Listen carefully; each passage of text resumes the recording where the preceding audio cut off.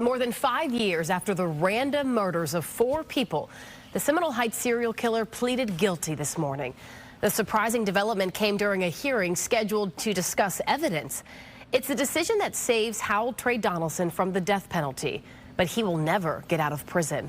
Fox 13's Gloria Gomez is live in our newsroom tonight. So, Gloria, did this decision really surprise everyone this morning? Everyone, including the judge who found out this morning about this plea deal. But keep in mind, the victims' families were aware and approved the deal.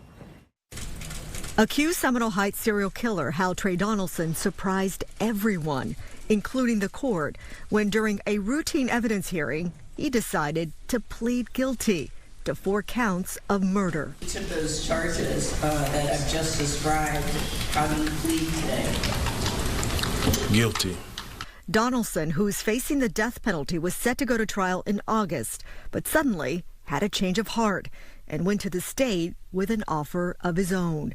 He wanted to plead guilty to all the murders in exchange for taking the death penalty off the table. We explained to them what life and avoidance of the death penalty means. Hillsborough State Attorney Susie Lopez says she went to the victims' families with the plea deal, and with the exception of one family, they all agreed to take it. They seek finality, and for them, this is justice.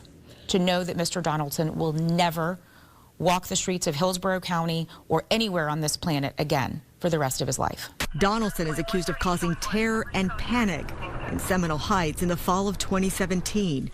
They say he gunned down 4 innocent people who happened to be walking alone: Benjamin Mitchell, Monica Hoffa, Anthony Naiboa, and Ronald Felton. Police released this home surveillance video of the suspected gunman. Donaldson was eventually arrested after a McDonald's manager in Ybor City turned over a food bag with a .40 caliber Glock handgun he had given her to hold.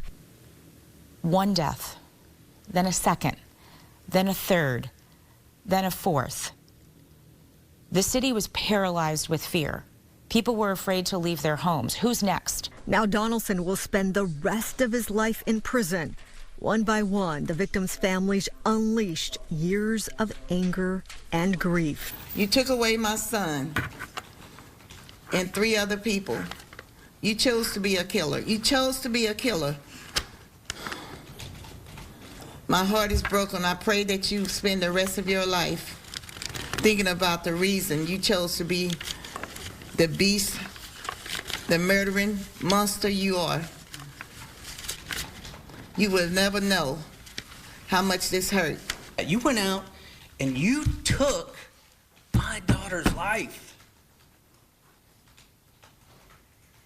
I'll never understand that.